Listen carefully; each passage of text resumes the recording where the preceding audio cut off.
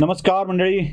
हा व्हिडिओ येईपर्यंत एव्हाना मराठी साहित्य संमेलनाच्या समारोपाच्या दिवसाला सुरुवात झालेली असेल. मी मराठी साहित्य संमेलनाच्या उद्घाटनाच्या कार्यक्रमानंतर हा व्हिडिओ करतो आहे.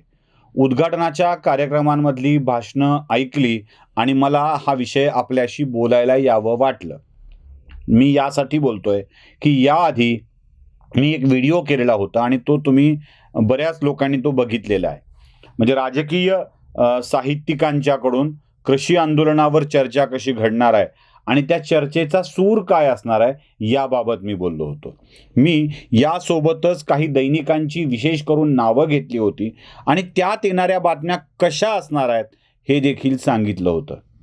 तुम्हाला त्यातलाच एक अंश मी आधी ऐकवतो आणि मग माझ्या विषयाला सुरुवात करतो. आणि साहित्य संमेलनात केंद्र सरकार विरोधातला सूर अशा बातम्या छापून आणून पुन्हा बदनामीची मोहीम चालू ठेवायची. कारण महाराष्ट्र टाइम्स, सकाळ, दिव्य मराठी यांच्यासारखी संपादक तिथे उपस्थित असतील तर या 3 दैनिकात तरी याविषयीच्या चांगल्या बातम्या येणार हे सूर्यप्रकाशा इतकं स्पष्ट आहे. त्यामुळे या 3 दैनिकात बातम्या छापून आल्या की एक केंद्र सरकार विरोधचा जनआक्रोश पसरलेला आहे हे दाखवायला संधी राहते. आता बघा, मी म्हटलं होतं की या संमेलनाच्या मधून राजकीय अजेंडा चालवला जाईल आणि या अजेंड्यातून केंद्र सरकार कसं वाईट आहे, कसं दमन करत आहे या स्वरूपाची भाषा बोलली जाईल. आता बघा, मी यात आणखी काही उल्लेख केले होते. त्यात वर्तमानपत्रांची नावं आणि त्या व्यक्तींचा उल्लेख केला होता. म्हणजे शेतकरी आंदोलनावर काही संपादकांना बोलवलेलं होतं. म्हणजे दिव्य मराठीचे संजय आवटे, महाराष्ट्र टाइम्सचे शैलेंद्र तनपुरे किंवा सकाळचे श्रीमंत माने या लोकांना या परिसंवादामध्ये बोलवलं होतं. आणि हीच माणसं आपल्या आपल्या वर्तमानपत्रात बातम्या छापतील अशी अपेक्षा आहे असंही बोललो होतो. आता याच माणसांनी आपल्या दैनिकात काय बातम्या छापल्यात हे देखील मी तुम्हाला दाखवणार आहे.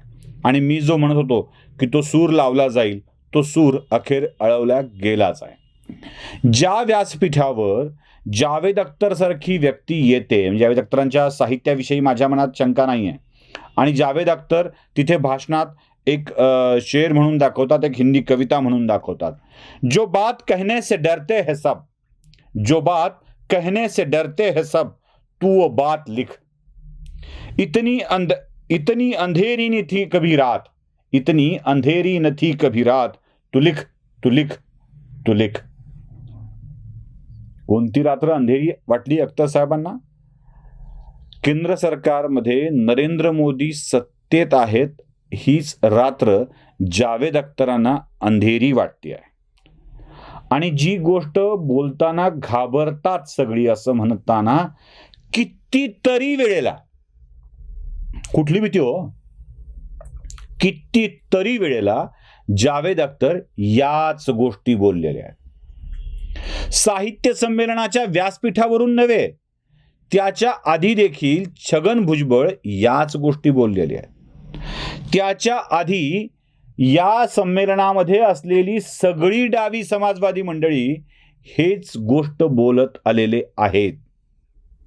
आणि तरीही यांच्या विरुद्ध कोणतीही कारवाई झालेली नाही. मग भीती कसली?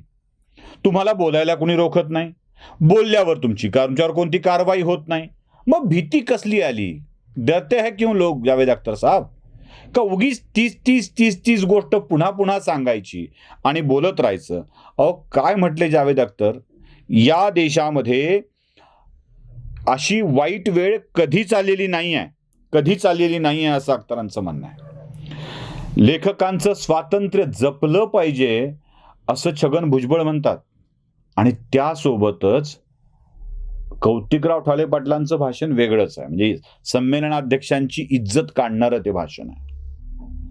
आता चला, मी ज्या वर्तमानपत्रांची नावं घेतली होती त्या वर्तमानपत्राच्या एक एक बातम्या तुम्हाला दाखवतोय.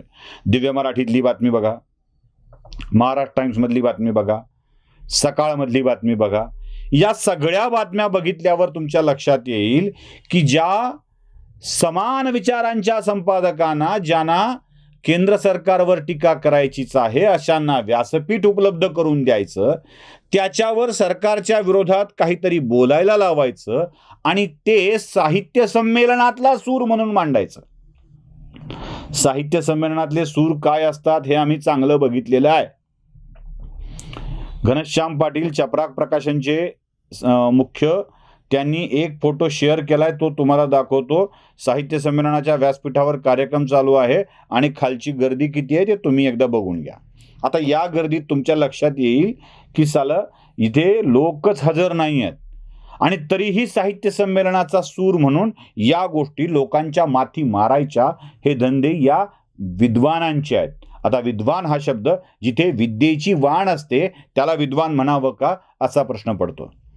छगन भुजबळांना राजकारणी व्यासपीठावर का याच्यावर जी शंका लोक उपस्थित करतात त्याच्यावर फार मोठं तोंडसूक भुजबळांनी घेतलं आणि लेखकांचे स्वातंत्र्य जपले पाहिजेत असं म्हणाले. अहो, जिथे लेखकांचं स्वातंत्र्य जपायचं असतं ना तिथे राजकारणी असल्यावर लेखक मोकळेपणाने बोलू शकत नाहीत. केवळ राजकीय अभय मिळालं म्हणून ही सगळी मंडळी बोलू शकली आणि तुम्ही साहित्य संस्कृती मंडळाने आपले अध्यक्ष स्वतःहून नेमलेले होते. त्या अध्यक्षांची अशी इज्जत काढायची नसते हे कौतिकराव ठाले पाटलांना कोणीतरी समजावून सांगणं आवश्यक आहे. हिंडता फिरता अध्यक्ष करा अशा स्वरूपाचं विधान कौतिकराव ठाले पाटलांनी केलं. नारळीकरांना करताना तुम्हाला समजलं नव्हतं का की नारळीकरांना केल्याचा राग ठाले पाटलांच्या मनामध्ये आहे? हे जरा स्पष्ट झालं पाहिजे. म्हणजे अगदी विमानाची तयारी होती पण नारळीकर आले नाहीत, हे फार वाईट वाटणारी गोष्ट ठाले पाटलांना वाटते. अहो, फादर फ्रान्सिस दिब्रिटो उस्मानाबादला येणार नव्हते पण ते आले हे कौतुकानं सांगताना ते इथे आले नाहीत हे देखील तुम्हाला सांगितलं पाहिजे होतं. वय वाढलं की माणसांचा असा स्थिती येत असते आणि त्यांना करायचं की नाही हे आपण ठरवलं पाहिजे. पण तरीही साहित्य संमेलनाच्या अध्यक्षाचीच इज्जत काढून ठाले पाटलांनी जे काही ज्ञान पाजळलंय ना ते देखील अपेक्षित अशा स्वरूपाचंच होतं. या व्यासपीठावरून केवळ आणि केवळ हिंदुत्ववादी उजव्या विचारसरणीचा विरोध केला जाईल हे आम्ही आधीपासूनच सांगितलं होतं आणि तेच या व्यासपीठावर घडलं आहे आणि पुढे देखील घडणार आहे. त्यामुळे याला अखिल भारतीय मराठी साहित्य संमेलन न म्हणता अखिल भारतीय समाजवादी साम्यवादी विचारांचं साहित्य संमेलन म्हणावं एवढीच साधी अपेक्षा आहे. धन्यवाद.